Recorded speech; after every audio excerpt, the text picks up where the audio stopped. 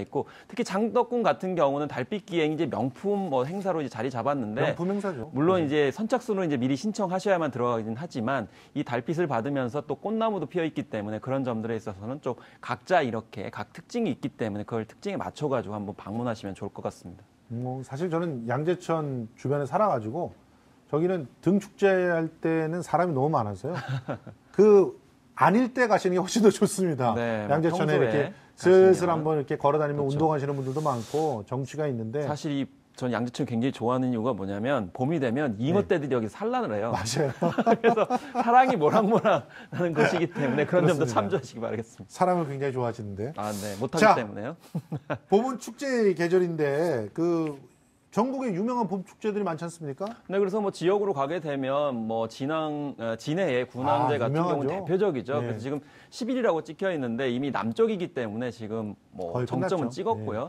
순천만 국가정원 봄꽃축제 같은 경우에는 5월 22일까지예요. 그래서 이 국가정원 1호이기 때문에 좀 더 의미가 있고 그만큼 5월 22일까지 된다는 것은 다양한 봄꽃축제를 이제 5월 달까지 볼 수 있다는 점을 말씀드릴 수가 있겠고 이 경기도청은 약간 생소하게 생각하실 수 있겠는데 이 경기도청이 굉장히 오래된 건물이에요. 그렇죠. 그만큼 또 벚꽃도 나무가 큽니다. 그런 면에서 조금 이렇게 낭만을 즐길 수 있는 그런 행사로 유치를 하고 있고 특히 부산 낙동강 유채꽃 축제 같은 경우는 이 홍보하기를 제주도보다도 우리가 더 크다. 더 넓다 이렇게까지 얘기를 하고 있어요. 그래서 그게 맞는지 안 맞는지 한번 확인해 볼 것 같은데 무엇보다도 여기서 장점은 낙동강 이 강변에 있기 때문에 좀 더 평지에서 보실 수 있다는 점이 특징이고 낙동강이 좀 깨끗하면 훨씬 더 아름다웠을 텐데. 더 아름다웠을 때 이 산해강 때문에 굉장히 문제가 생겨서 앞으로 좀 더 나아지는 행사가 되길 좀 바라겠고요. 그러기 위해서는 좀 강을 좀 흐르게 해야 되지 않겠어요? 네, 보호 같은 거는 좀 이렇게 조절을 하고.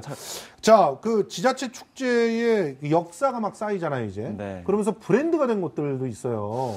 네, 그래서 이제 브랜드화 된다는 것은 예를 들면 뭐 산천어 축제 같은 경우 대표적일 수도 있고, 뭐 보령 머드 축제일 수도 있고, 또 김제 뭐 지평선 축제 맞아요. 이런 것들. 김제 그 축제도 굉장히 사랑받더라고요. 네, 사실 김제 같은 경우는 굉장히 좋은 점이 뭐냐면 요즘에 이제 멍 때리기 힐링 뭐 그런 프로그램 많이 하거든요. 김제 지평선만 보고 있으면 그냥 아무 생각이 안 들어요. 왜냐하면 이 우리가 이제 도시화되면서 건물들이 너무 많이 들어서잖아요. 근데 김제 가면은 아무것도 걸리는 게 없거든요. 그렇죠. 그래서 그 걸리는 게 없기 때문에 오히려 더 이제 힐링을 준다 이렇게 저는 생각을 하는데요. 어쨌든 군포 같은 경우도 철쭉 같은 경우도 이제 이 진달래 이후에 또 이제 피게 되는데 이렇게 특화된 형태로 가고 있다. 그래서 전반적으로 봤을 때는 다 특화된 형태로 지금 브랜드화하고 있다는 생각이 들고요. 이 브랜드화에 따라서 여러 가지 또 장점이 있을 수도 있겠다고 생각이 듭니다. 근데 정부에서 그 좀 안 좋은 축제들은 퇴출도 시키고 또 상당히 성공한 축제들을 집중적으로 알리면서 지원도 하고 이런 정책들을 쓰고 있는 것 같은데 올해도 꽤 많은 축제들이 그 정부 차원의 그 어떤 유명 축제, 뭐 유망 축제 이렇게 올라가 있는 것 같아요, 이름이. 그렇습니다. 그래서 이제 약간의 차등이 있는데요. 뭐 대표 축제 같은 경우에는 뭐 산천어 축제 같은 경우, 또 자라섬 국제 페스티벌 같은 경우가 이제 재즈 페스티벌 같은 거는 마찬가지고 이제 반딧불 축제가 또 무주에서 열지 않습니까? 이제 그런 것도 대표 축제고 그 다음에 이제 뭐 최우수 축제라든지 또 유망 축제라든지 무수 축제라고 해서 뭐 41개 정도 같은 경우에는 예산 지원을 해주고 홍보도 해주고 나머지 그 외에 뭐 이런 이제 육성 축제 같은 경우 40개에 이르는 이제 축제 같은 경우는 홍보 계획을 하는 상황인데 진도 신비의 바닷길 축제. 사실 축제는 몇 가지 유형이 있어요. 근데 여기서의 사례는 보령 머드 축제나 진도 신비의 바닷길 축제는 체험 축제예요. 그렇죠. 대체적으로 지역에 가면 이런 어떤 매개물로 통해 가지고 예를 들면 이제 여기서 이 신비의 바닷길 걸으시면서 또 해산물 고동이라든지 뭐 소라라든지 잡으시기도 하시고 또 머드를 직접 바르시기 때문에 체험, 특히 이제 외국인들이 많이 주목을 하기 때문에 눈길을 끌었었고 이 자라섬 국제 재즈 페스티벌이나 춘천 마인 축제는 공연입니다. 그렇죠. 특히나 이제 춘천 마인 축제 같은 게 거리에서 저런 식으로 공연하기 때문에 좀 대중주가 같이 어울릴 수 있는 그런 측면이고 물론 이제 재즈 페스티벌도 이제 어울릴 수 있는 측면들이 있는데 이런 형식의 공연들 혹은 축제들이 이제 각광을 받고 있습니다. 그래서 뭐 브랜드는 확실히 이런 축제들은 자리를 완전히 잡았다고 볼 수 있겠죠. 그렇습니다. 그런데 이렇게 자리를 잡은 축제들이 갑자기 어느 날 유료화를 한다. 그래서 뭐 진주 같은 경우는 막 남강 유등 축제가 대표적이죠. 벽을 막 쌓아가지고 못 보게 하고 돈 낸 사람들만 가서 보게 하고 또 관객과 지역민들 간의 다툼이 있고 너무 사람들이 많이 오다 보니까 지역에서 사는 사람들이 살 수가 없다. 이런 얘기를 하고 있고 또 뭐 우리가 산천어 축제를 알고 있습니다만 대표적인 산천어 축제의 아이콘이라고 할 수 있는 이회수 작가를 나가라 이제 돈 내고 써라 뭐 이런 일들이 왜 벌어지고 있는 걸까요? 그래서 어떻게 보면 문화 축제에 관련된 기본적인 우리의 철학이라고 해야 될까 이제 원칙들이 많이 이제 없기 때문이라고 저는 생각이 드는데요. 이제 진주의 유등축제 같은 경우에도 이제 유료화를 시킨다는 것은 수익을 좀 더 많이 얻기 위해서 그렇게 하는 건데 그것이 과연 이제 타당하는 것이냐. 왜냐하면 시민축제라고 하는 건 시민을 더 우선을 해야 되는 것인데요. 그 와중에 뭐 공무원들한테 입장권을 뭐 할당을 한다 이런 식의 행태들 하니까 일관성이 없고 원래 취지 뭐 철학들이 이제 부서진다 이렇게 볼 수가 있겠고요.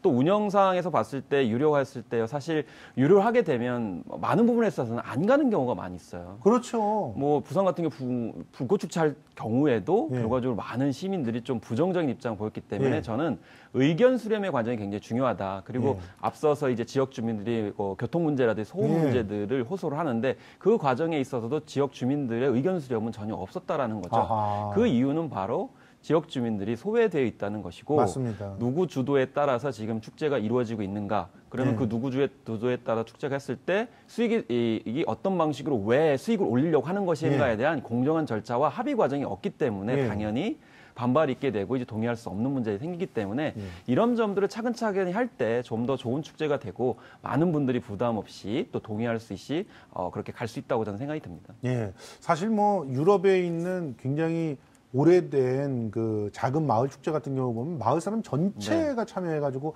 아주 흥겹게 축제를 즐기잖아요. 실제로 유럽의 그 연극제 같은 경우는 그 성을 배경으로 해가지고 마을 사람들이 와가지고 배우가 돼가지고 막 공연을 해요.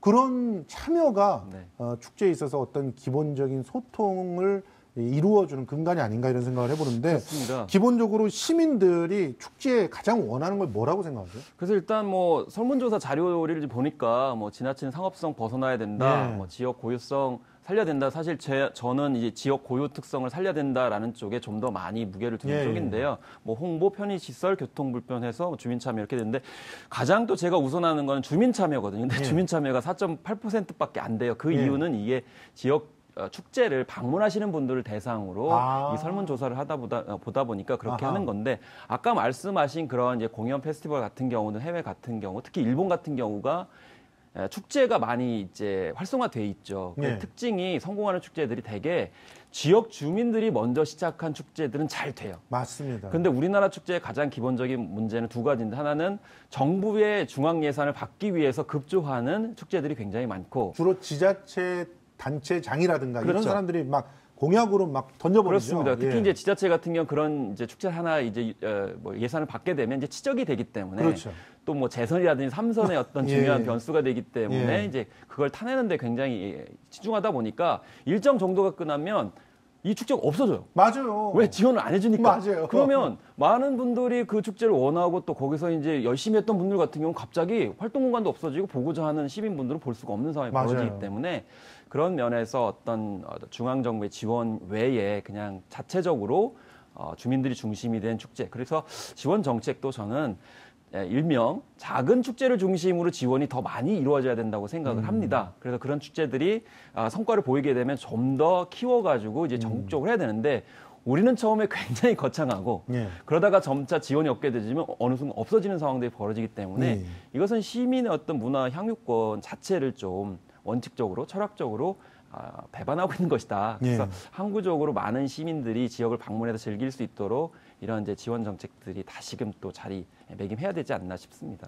그러면 우리 김원식 평론가가 생각하는 바람직한 지역 축제라고 하는 몇 가지 조건들이 있을 것 같은데 어떤 조건들을 제시하고 제가 이제 예전에 모 언론사하고 지역 축제들을 좀 이렇게 같이 이렇게 신적 가가지고 취재를 한 적이 있어요. 잘 되는 축제들, 지역 축제들 같은 경우에는 굉장히 그 주제들이 굉장히 끈끈한 관계가 있어요. 주체들이 끈끈해요. 네, 뭐 예를 들면 선후배 관계라든지 아니면 뭐 예를 들면 쉽게 들면 그다음에 뭐 동족촌이 있어요. 같은 성씨마을. 그건 굉장히 잘 돼요. 왜냐하면 친독하기 때문에. 그리고 이제 무엇보다도 특화돼 있는. 그러니까 뭐 거창하진 않다 하더라도 거기서만 나 있는.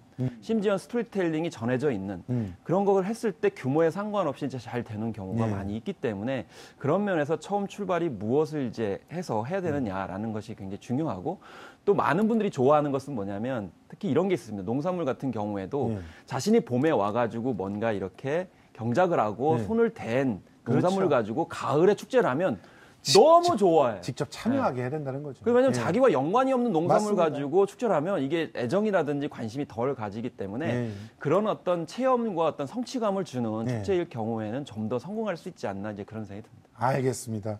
오늘 이 축제의 성공 비결을 이렇게 정리해 주신 것 같은데요. 많은 분들이 참고하셨으면 좋겠습니다. 네. 지금까지 김원식 평론가와 함께했습니다. 고맙습니다. 네, 감사합니다.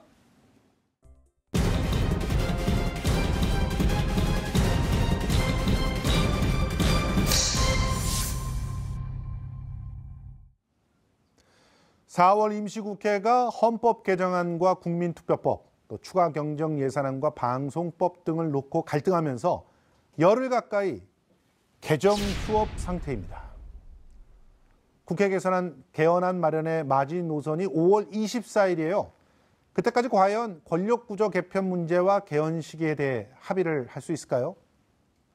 노회찬 정의당 원내대표는 남북 대화보다 잘 안 된다라고 하면서 한탄을 했다고 하니 불가능해 보이는 일입니다.